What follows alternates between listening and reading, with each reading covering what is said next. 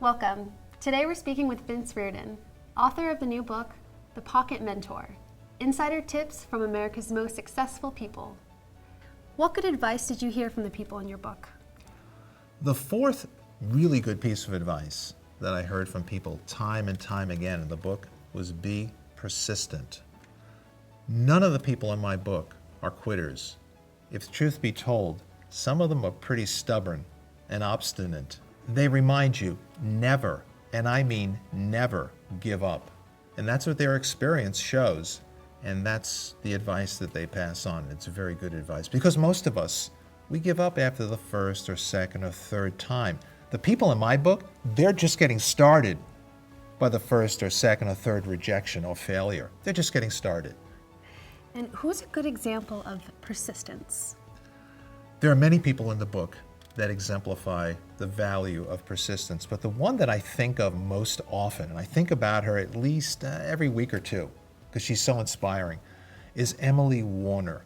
Now that name may not be a household name to many people, but Emily Warner, I believe, is a very important person. She was the first female commercial airline pilot and captain.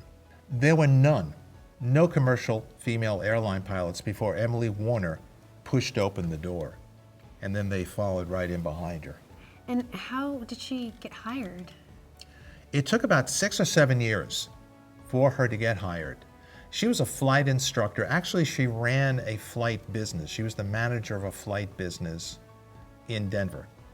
And she was training young men who would step into jobs as commercial airline pilots. She had about 7,000 hours of flight time.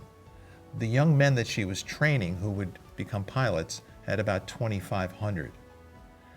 Year after year after year, she would submit her resumes, she would make calls to the major air carriers.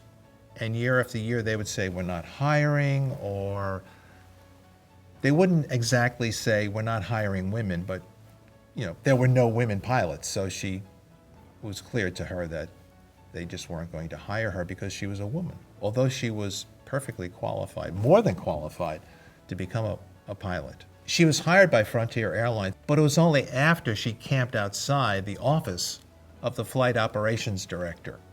She got a 20-minute interview with him.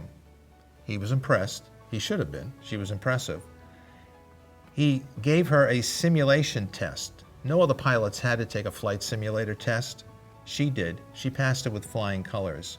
And in January 1973, he did the right thing, and he hired the first female commercial airline pilot. She later went on to become an airline captain.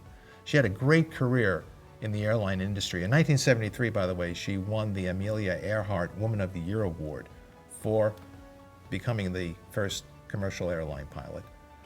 Was she accepted by other pilots? Well, this is the irony. Even after she was hired to be a pilot, the male pilots and even the female stewardesses ostracized her for many months.